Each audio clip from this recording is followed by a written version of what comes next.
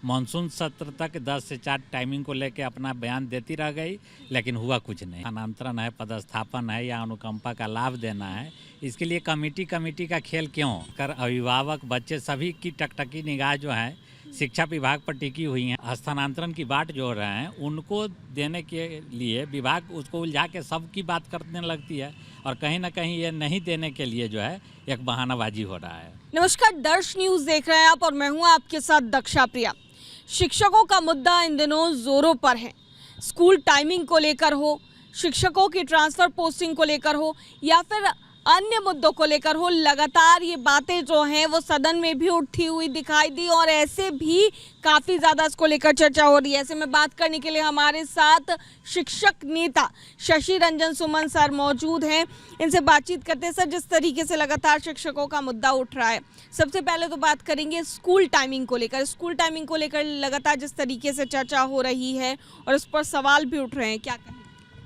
बिल्कुल, school timing का जो मुद्दा है, बिहार विधानमंडल के बजट सत्र में पिछले मार्च माह में ही माननीय मुख्यमंत्री जी के द्वारा दोनों सदनों में, बिहार विधानसभा और बिहार विधानमंडल परिषद में 3 दिनों तक गहमा-गहमी जारी थी और उसमें माननीय मुख्यमंत्री जी के द्वारा स्टेटमेंट आया था कि वो अपने ज़माने के स्कूलिंग के समय का चर्चा किए थे और बोले थे कि 10 से 4 ही होगा। और बहुत दुर्भाग्यपूर्ण स्थिति है कि आज पुनः जब मानसून सत्र चल रहा है उसमें भी माननीय मंत्री जी के द्वारा सदन को आश्वस्त किया गया कि हमको 48 घंटा का मोहलत दिया जाए, लेकिन मुझे लगता है कि 72 घंटे से अधिक हो चुके हैं। फिलहाल अभी तक उस पर कोई विभाग की तरफ से कोई कवायद नहीं की गई है। तो क्या लगता है सर, क्या कुछ आगे देखा जा सकता है इस मामले में? अब तो पूरे बिहार के शिक्षकों और शिक्षा विभाग, खासकर अभिभावक, बच्चे सभी की टकटकी निगाह जो है शिक्षा विभाग पर टिकी हुई हैं, लेकिन फिलहाल मुझे नहीं लग रहा है कि उसमें कुछ होने जा रहा है, क्योंकि आज सदन फिर ख़त्म हो जाएगी, फिर इसके बाद शीतकालीन सत्र होगी तो सरकार इसी तरह बजट सत्र से मानसून सत्र तक 10 से 4 टाइमिंग को लेकर अपना बयान देती रह गई, लेकिन हुआ कुछ नहीं। ठीक है सर, ये तो रहा ही स्कूल टाइमिंग की बात, लेकिन स्थानांतरण को लेकर भी लगातार चर्चा हो रही है, ट्रांसफ़र पोस्टिंग को लेकर सवाल उठ रहे हैं। इसको किस तरीके से देखते? मुझे तो लग रहा है कि इस तरह की जो बातें हैं, जो स्थानांतरण है, पदस्थापन है या अनुकंपा का लाभ देना है, इसके लिए कमेटी का खेल क्यों? ये तो साधारण सी बात है कि सरकार को इस पर कोई वित्तीय बोझ नहीं पड़ रहा है, उसके बावजूद भी कमेटी का खेल खेल के, और वो कमेटी जो आए दिन मीडिया के द्वारा पता चलता है कि 20 तारीख को कमेटी अपना रिपोर्ट दे रही है, फिर उसके बाद पता चला कि अब शुक्रवार 28 तारीख तक का हुआ है जी।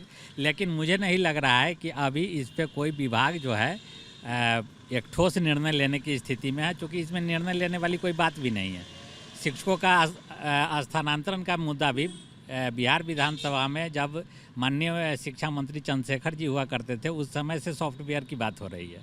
जिसको देना है स्थानांतरण, जो शिक्षक 17 साल से स्थानांतरण की बाट जोड़ रहे हैं, उनको देने के लिए विभाग उसको उलझा के सबकी बात करने लगती है और कहीं ना कहीं ये नहीं देने के लिए जो है एक बहानाबाजी हो रहा है। ठीक है सर, लेकिन फिर भी आप कह रहे हैं कि बहानेबाजी की जा रही है, लेकिन मुद्दा तो लगातार सदन में उठा ना।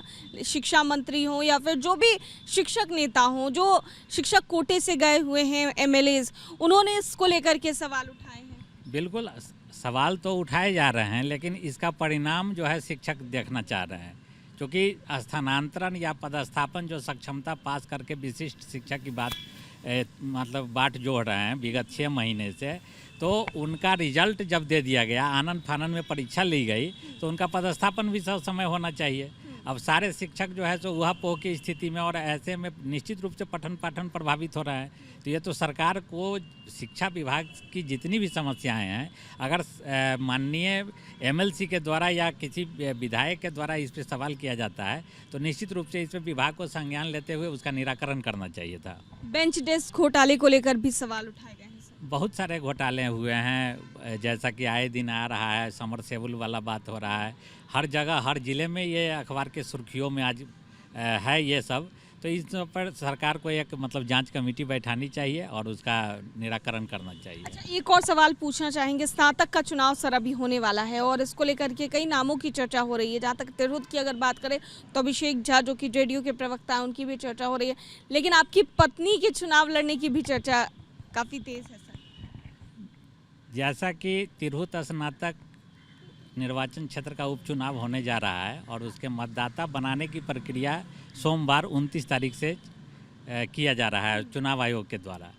तो शिक्षक का दबाव है, खासकर तिरहुत स्नातक क्षेत्र के जो 4 जिले हैं, सीतामढ़ी, शिवहर, मुजफ्फरपुर और वैशाली, वहाँ के शिक्षकों का एक मतलब प्रस्ताव हमारे पास आया था कि हम लोग हमेशा एक दूसरे को जिताते रहे हैं, तो इस बार क्यों नहीं शिक्षक परिवार से एक मतलब प्रत्याशी दिया जाए और शिक्षकों का अपना प्रत्याशी होना चाहिए। क्योंकि किसी भी क्षेत्र में जो स्नातक का क्षेत्र है उसमें हमारे जितने भी शिक्षक हैं 90% से अधिक शिक्षक स्नातक हैं और हम लोग के वोट से ही उसमें निर्णायक भूमिका रहती है, खासकर शिक्षकों की।